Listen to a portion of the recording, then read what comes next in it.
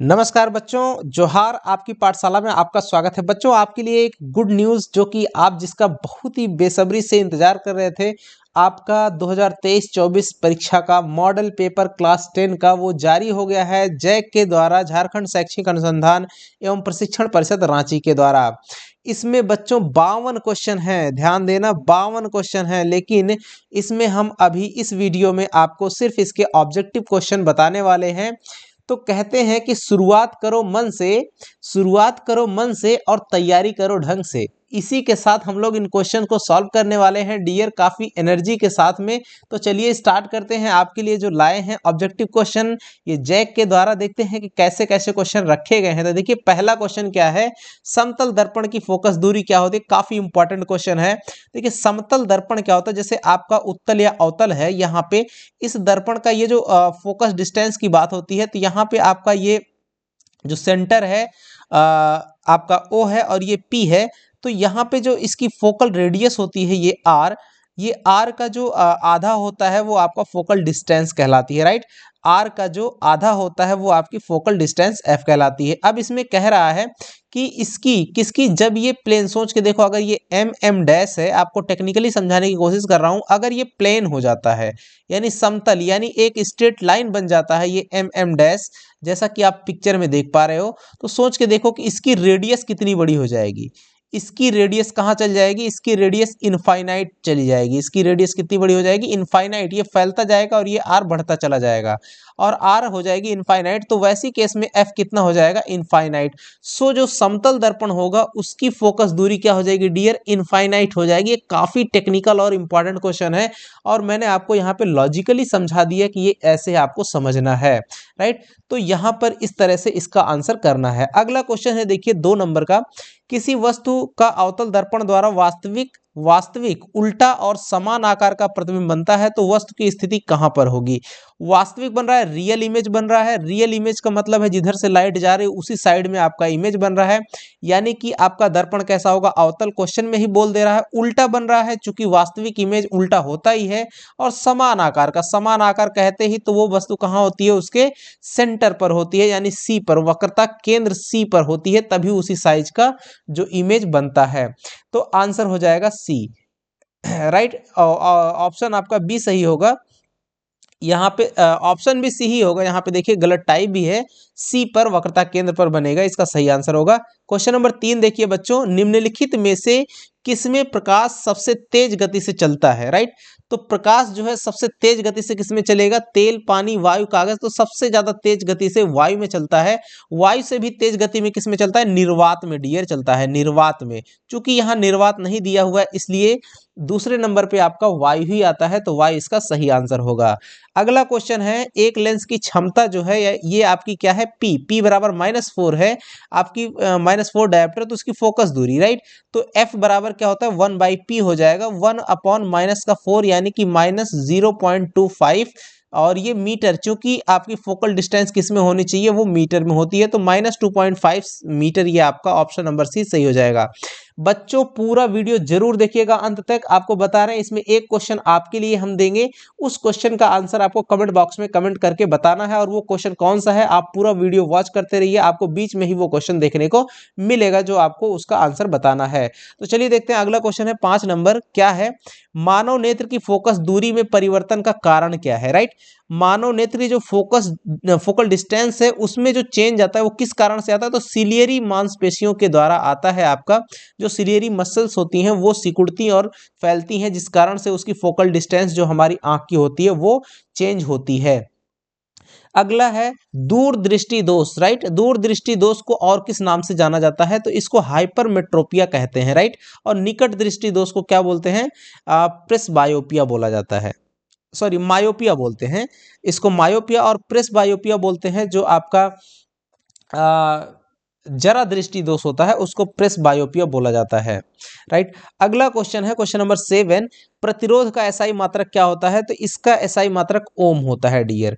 अगला question number 8 है, देखिए टंगस्टन का उपयोग किसमें किया जाता है, तो इसको विद्युत बल्ब जो होता है उसका, जैसे आपका ये बल्ब है यहाँ पे, तो इसमें जो ये तार लगा रहता है इस तरीके से, तो ये आपका यही टंगस्टन का बना रहता है, राइट। ये जो पॉइंट होता है। तो यहाँ पे आपको बता दें कि इसका आंसर क्या हो जाएगा, बिजली के बल्ब में टंगस्टन धातु का यूज किया जाता है। अगला क्वेश्चन है, ये चुंबकीय क्षेत्र रेखाएं कहाँ से निकलती हैं? तो चुंबकीय क्षेत्र रेखाएं ये देखिए आपका, ये नॉर्थ हो गया, ये साउथ हो गया, तो नॉर्थ से निकल करके साउथ में आपकी एंटर करती हैं। तो इस तरह से आपकी चुंबकीय क्षेत्र रेखाएं चलती हैं, यानी कि नॉर्थ से यानी उत्तर दिशा से निकलती हैं, उत्तर ध्रुव से निकलती हैं और दक्षिण ध्रुव में आकर के मिलती हैं। अगला क्वेश्चन है क्वेश्चन नंबर 10, निम्नलिखित में से कौन सा हमारे लिए ऊर्जा का परम स्रोत है? परम स्रोत कह दिया तो भाई सौर ऊर्जा से बढ़कर के और कोई ऊर्जा नहीं है। अगला क्वेश्चन है, रासायनिक समीकरणों को हम किस नियम के कारण संतुलित करते हैं? तो देखिए वो है आपका द्रव्यमान संरक्षण का नियम होता है, यानी कि मासेस जो होते हैं उसके लेफ्ट साइड में, जैसे ये एरो होती है, इसके लेफ्ट साइड में और राइट साइड में, दोनों साइड में जो तत्व होते हैं उनके मासेस जो होते हैं वो क्या होने चाहिए, सेम होने चाहिए, बराबर होने चाहिए, राइट। तो ये जो आपका 11 नंबर का क्वेश्चन है उसका द्रव्यमान संरक्षण का नियम होता है, ये काफी इंपॉर्टेंट क्वेश्चन है, ये सही हो जाएगा। अगला क्वेश्चन है 12 नंबर, देखिए Fe आयरन है और CuSO4 है, ये दोनों का रिएक्शन होने के बाद Cu प्लस FeSO4 बनता है।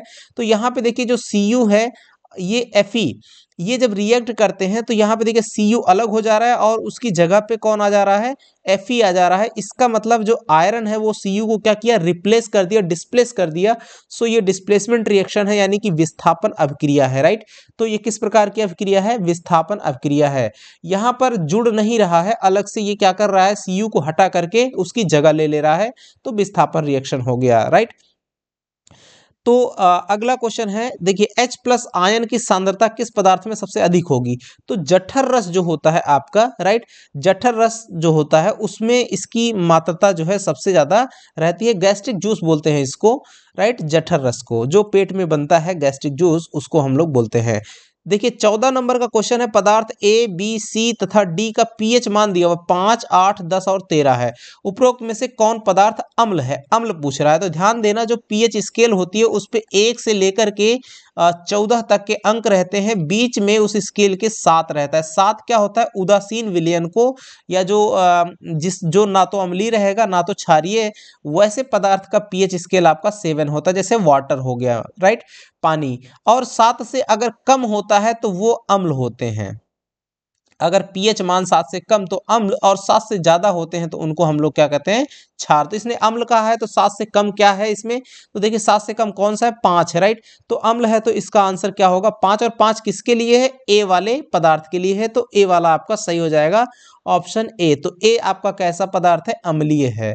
अगला देखिए क्वेश्चन नंबर 15, निम्नलिखित में से किस लवण का उपयोग सोडा अम्ल और अग्निशामक में किया जाता है? सोडा अम्ल में और अग्निशामक में, तो ये आपका NaHCO3 जिसको कहते हैं सोडियम बाइकार्बोनेट, इसका यूज आपका सोडा एसिड या फिर अग्निशामक के रूप में किया जाता है, फायर एक्सटिंग्विशर के रूप में किया जाता है। अगला क्वेश्चन 16 नंबर, निम्नलिखित में से कौन उभयधर्मी ऑक्साइड है? तो उभयधर्मी ऑक्साइड आपका ये रहा, एल्यूमिनियम ऑक्साइड, ये होता है आपका उभयधर्मी ऑक्साइड, क्वेश्चन नंबर 16, राइट। अगला क्वेश्चन है 17 नंबर, दिए गए तत्वों के इलेक्ट्रॉनिक विन्यास में कौन उत्कृष्ट गैस, राइट, उत्कृष्ट गैसों का क्या है, उत्कृष्ट गैसों का इलेक्ट्रॉनिक विन्यास है, राइट, नोबल गैसेस बोलते हैं, जो कि एकदम इनके जो बाह्य सेल्स होते हैं उसमें कोई भी इलेक्ट्रॉन, यानी ये स्टेब्लिश, इनके जो इलेक्ट्रॉनिक कॉन्फ़िगरेशन होते हैं वो स्टेबल होते हैं। तो देखिए ये अनस्टेबल है, ये भी अनस्टेबल है, ये भी अनस्टेबल है, तो 2 और 8 ये आपका स्टेबल है, तो सी वाला ऑप्शन आपका सही हो जाएगा। इसमें 2,8 ये आपका उत्कृष्ट गैस का इलेक्ट्रॉनिक विन्यास है। अगला क्वेश्चन है 18 नंबर, निम्नलिखित में से कौन असंतृप्त हाइड्रोकार्बन है? ध्यान देना, ये बड़ा मजेदार क्वेश्चन है। एक होता है संतृप्त और एक होता है असंतृप्त, राइट। तो संतृप्त में क्या होता है, सिंगल बॉन्ड, जबकि असंतृप्त में डबल बॉन्ड और या फिर ट्रिपल बॉन्ड से जुड़े हुए रहते हैं कार्बन एक दूसरे से, राइट। कार्बन और हाइड्रोजन जो भी ये यौगिक रहेंगे वो उसमें जो है आपको सिंगल बॉन्ड अगर जुड़े हुए हैं, कनेक्टेड हैं, अगर कम से कम एक दो डबल बॉन्ड या ट्रिपल बॉन्ड से कनेक्टेड है ना, वो असंतृप्त हाइड्रोकार्बन, और अगर कोई हाइड्रोकार्बन है जो कि सिंगल बॉन्ड से ही कनेक्टेड है तो वो आपका संतृप्त कहलाएगा। तो देखिए CH4 ये है मेथेन, राइट, इसको क्या कहते हैं, मेथेन, राइट। और ये क्या है आपका, ये है एथेन, राइट। और ये है आपका ये है एथीन, ये एथीन है, और ये आपका ब्यूटेन है, राइट। तो यहाँ पे एथीन में आपका जो सी है ये डबल बॉन्ड से जुड़ता है, और ये एच, इसका जो आपका इस तरह से कॉन्फ़िगरेशन बनता है, तो इसमें एक डबल बॉन्ड बनता है। इस वजह से जो सी वाला ऑप्शन है C2H2, ये आपका क्या हो जाएगा, असंतृप्त हाइड्रोकार्बन है। बाकी सभी के सभी सिंगल बॉन्ड वाले हैं, यानी कि ये संतृप्त हाइड्रोकार्बन के एग्जाम्पल हैं। जैसे CH4 है तो सी रहेगा, यहाँ से H इस तरह से जुड़ जाएगा आपका H, और यहाँ पे H, और ये H हो जाएगा, और ये H इस तरह से बन जाएगा आपका। C2H6 भी बन जाएगा, C2C, और H यहाँ से H बन जाएगा, ये भी H बनेगा, ये H यहाँ पे एक रहेगा, और ये भी H रहेगा, यहाँ H रहेगा। इस तरह से ये कनेक्टेड हो जाते हैं। ऐसे ही आपका C4H10 का हो जाएगा। तो ये आपका C2H2 जो एथीन है वो आपका क्या बन जाएगा, असंतृप्त हाइड्रोकार्बन का एग्जाम्पल है। अगला है HCHO में कौन सा प्रक्रियात्मक फंक्शनल ग्रुप है, राइट। HCHO, तो H को छोड़िए तो CHO, CHO जो है आपका एल्डिहाइड को शो करता है, राइट। एल्डिहाइड जो है फंक्शनल ग्रुप उसका क्या होता है, CHO होता है। कीटोन का CO होता है, एल्कोहल का क्या होता है, OH होता है, और कार्बोक्सिलिक अम्ल का COOH होता है, राइट। तो इस तरह से हम लोग इसको देखते हैं। अगला क्वेश्चन है 20 नंबर, दिए गए तत्वों में किस तत्व में संयोजी इलेक्ट्रॉनों की संख्या लिथियम के बराबर होगी, राइट। तो संयोजी जो इलेक्ट्रॉनों की संख्या है वो लिथियम Li के बराबर किसमें होगी, ये आपको बताना है। क्वेश्चन नंबर 20, तो इसमें किसमें होगी, पोटेशियम जो होता है आपका, पोटेशियम, इसका परमाणु क्रमांक कितना होता है, 19, राइट। तो 19 होता है। इसमें जो है आपकी इलेक्ट्रॉन, जो संयोजी इलेक्ट्रॉन, संयोजी का मतलब जो जुड़ते हैं एक दूसरे से, या तो दिए जा रहे हैं या लिए जा रहे हैं, वो आपके लिथियम के बराबर Li 1 के बराबर होता है, तो वो आपका पोटेशियम होगा। 19 होता है, 2 8 8 1 इसका इलेक्ट्रॉनिक कॉन्फ़िगरेशन हो जाएगा, 2881। तो ये जो 1 बचता है यही आपका संयोजी इलेक्ट्रॉन होता है, जो कि लिथियम आपकी होती है, उसका परमाणु क्रमांक जो होता है वो 1 होता है, यानी उसमें भी एक ही इलेक्ट्रॉन होंगे, तो ये इसके बराबर होता है, यही बात ये कह रहा है। अगला क्वेश्चन है, देखिए, अमीबा में किस प्रकार का पोषण होता है, ये क्वेश्चन है 21 नंबर, अमीबा में किस प्रकार का पोषण होता है। तो ये आपका जो होता है वो आपका प्राणी संभोजी पोषण होता है, प्राणी संभोजी पोषण, राइट। ये इसका सही आंसर हो जाएगा, होलोजोइक न्यूट्रिशन होता है। अगला क्वेश्चन है, श्वसन प्रक्रम में ग्लूकोज से पायरवेट का विखंडन कहाँ होता है, राइट। तो ये आपका इसका आंसर हो जाएगा, माइटोकॉन्ड्रिया में आपका पायरवेट का विखंडन होता है। तो 22 का आंसर क्या हो जाएगा आपका, माइटोकॉन्ड्रिया। अगला क्वेश्चन है, देखिए, निम्नलिखित में से कौन सा हार्मोन शरीर की वृद्धि के लिए उपापचय का नियमन करता है, राइट। तो ये आपका थायरॉक्सिन हार्मोन जो होता है वो आपका शरीर की वृद्धि के लिए उपापचय का नियमन करता है, राइट। अगला क्वेश्चन है 24 नंबर, मानव में जो सभी अनैच्छिक क्रियाओं का नियंत्रण कहाँ से होता है, तो ये मेडुला से होता है। ये माइंड का एक पार्ट है जिसे हम लोग मेडुला कहते हैं। तो मेडुला ही क्या करता है, मेडुला जो ब्रेन होता है वो आपका अनैच्छिक क्रियाओं को कंट्रोल करता है, मेडुला। अगला क्वेश्चन है आपका, देखिए, दिए गए चित्र में किस प्रकार के जनन को प्रदर्शित कर, दिया गया जो चित्र है वो किस प्रकार के जनन को प्रदर्शित करता है। देखिए यहाँ पर एक चीज है, ये इसको 3 खंडों में तोड़ दिया गया है, यानी काट दिया गया है, और फिर ये जो तीनों खंड हैं वो अलग अलग एक पूर्ण रूप लेना शुरू कर दिए, और यहाँ पर आप देख पा रहे हो कि ये एक पूर्ण रूप ले ही लिए हैं। तो ऐसा ये कैसा होता है, ये पुनरुद्भवन होता है। पुनरुद्भवन का मतलब पुनः उत्पन्न होने की क्षमता इसमें है, इस चीज में पुनः उत्पन्न होने की क्षमता है, अर्थात इसमें किस प्रकार का जनन हो रहा है, पुनरुद्भवन हो रहा है। जैसे आलू है, उसको 3-4 बार काट देंगे तो जो जो रहता है वो सब अपने आप में एक सिस्टम बन जाता है, एक पेड़ तैयार हो जाता है। तो वैसे ही ये जो है अपने आप में, तो ऐसी चीजें जो काटने के बाद भी वो फिर से अपना पूर्ण रूप ले लेती हैं, वो आपका पुनरुद्भवन सिस्टम के तहत उसमें होता है जनन। अगला जो क्वेश्चन है वो है कि मनुष्य में निषेचन कहाँ होता है। इस क्वेश्चन का आंसर आपको कमेंट बॉक्स में कमेंट करके देना है। अगर आप यहाँ तक वीडियो को देखते हुए पहुंचे हैं तो इसका सही आंसर क्या होगा, ये आपको कमेंट बॉक्स में कमेंट करके बताना है बच्चों। अगला क्वेश्चन है 27 नंबर। आपको बता दें 26 जो अभी मैंने क्वेश्चन पूछा वो काफी इंपॉर्टेंट भी क्वेश्चन है। किसी जीव में कोई गुण प्रभावित होता है किस चीज से? तो माता पिता दोनों के जो डीएनए होते हैं उनसे प्रभावित होता है, दोनों के डीएनए से, किसी एक से नहीं। जो गुण होता है वो दोनों के, माता पिता दोनों के डीएनए से प्रभावित होता है। अगला क्वेश्चन 28 नंबर है, देखिए डियर, कि नाभिकीय विद्युत संयंत्र जो होता है उसमें किस प्रकार की ऊर्जा मुक्त होती है? तो देखिए उसमें जो होता है आपकी नाभिकीय किस प्रक्रिया से, लिखा हुआ किस प्रक्रिया से ऊर्जा मुक्त होती है, कौन सी प्रक्रिया से ऊर्जा मुक्त होती है? तो ये नाभिकीय विखंडन जो प्रक्रिया होती है उससे, यानी एक नाभिक जो है वो अलग जो है टुकड़ों में ब्रेक होता है जिससे ऊर्जा रिलीज होती है। सो नाभिकीय विखंडन इसका सही आंसर होगा, जिससे नाभिकीय विद्युत संयंत्रों में जो है ऊर्जा मिलती है।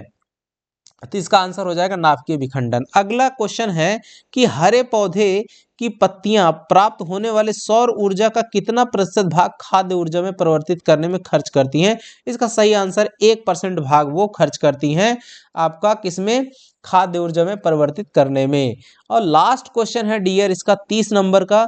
देखिए कि निम्नलिखित में से किस पदार्थ का प्रयोग करना पर्यावरण के लिए सबसे अधिक लाभदायक होगा? राइट, तो कागज के जो डिस्पोजल्स हैं, राइट, कागज के डिस्पोजल कप का यूज अगर हम लोग करते हैं तो वो आपका सबसे ज्यादा इको फ्रेंडली होगा। राइट, तो ये हमारे पर्यावरण के लिए सबसे ज्यादा यूज होगा। राइट, तो कागज के डिस्पोजल कप का यूज करना ज्यादा बेहतर होगा। अब ये इस तरह से डियर आपने देखा कि जो 30 ऑब्जेक्टिव क्वेश्चन थे साइंस के वो आपको विस्तृत रूप से बताए गए। उम्मीद करता हूँ कि आपके लिए ये काफ़ी लाभप्रद होगा और काफ़ी आपको पसंद आया होगा। अगर वीडियो पसंद आया थोड़ा सा भी तो मुझे मोटिवेट करने के लिए आप इसको ज़रूर लाइक कीजिए और अपने नए अगर आप नए हैं चैनल पे सब्सक्राइब कीजिए और नए दोस्तों को भी शेयर कीजिए। जल्दी मिलेंगे अगले दूसरे वीडियो को लेकर के आपके लिए। तब तक के लिए धन्यवाद, नमस्कार, जय हिंद बच्चों।